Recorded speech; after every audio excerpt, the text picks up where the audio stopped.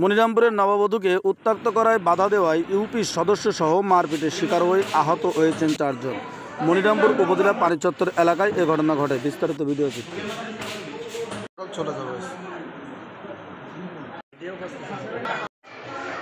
আমার সঙ্গে স্মৃতির বিয়ে হয়।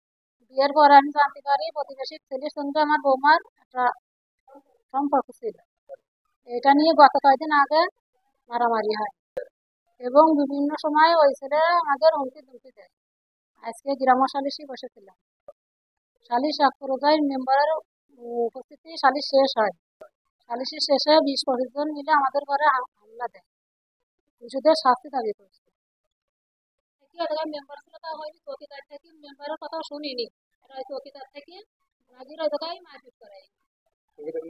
চৌকিদারের নাম কোমল, ওর জন্য চাকরিরা। প্রশাসনের কাছে আমাদের এটা অনুরোধ যেন আমরা সঠিক বিচার পাই।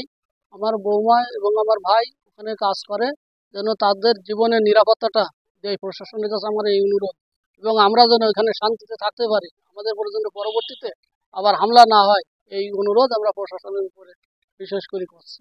চারিদিক থেকে যাই ওরা ধরেছে, ধরে উনি মারি।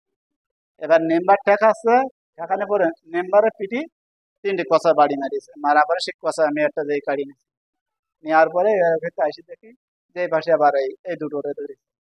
আনন্দ ঠেকাচ্ছে মেম্বারজি, তারপরে সে এবার এই দুটো ধরেছে। আবার আমি ঠেকাই নিয়ে ওখান থেকে নিয়ে তো আমার নাম শ্রী মহানন্দ কুমার দাস। আমার ভাগ্নে বিপ্লবের সাথে স্মৃতির কিছুদিন আগে বিবাহ হয়। বিয়ের পরে আমরা জানতে পারি যে আমার বৌমার সঙ্গে আমাদের এলাকার একটা ছেলের সম্পর্ক ছিল। ওর নাম হচ্ছে যে আপনার অপূর্ব, পিতার নাম আছে হরেন দাস। আমার বৌমা আমাদের বাড়ি বেড়াতে আসলে ওই ছেলেটা বৌমার হাত ধরে টানাটানি করে। আমরা তার প্রতিবাদ করাই গত কয়েকদিন আগেও আমাদের মারপিট করেছিল। আমরা এই মনিরামপুর হসপিটালে চিকিৎসা গ্রহণ করি। আজ মেম্বার ও গ্রাম চৌকিদারের উপস্থিতিতে একটা গ্রাম্য সালিশের আয়োজন করা হয়। সালিশের শেষ পর্যায়ে আমাদের উপরে 20-25 জন মিলে অতর্কিত হামলা চালায়। শুধু এই 4 জন নয়, 4 জন সহ মেম্বার সহ মারপিটের শিকার হয়েছে।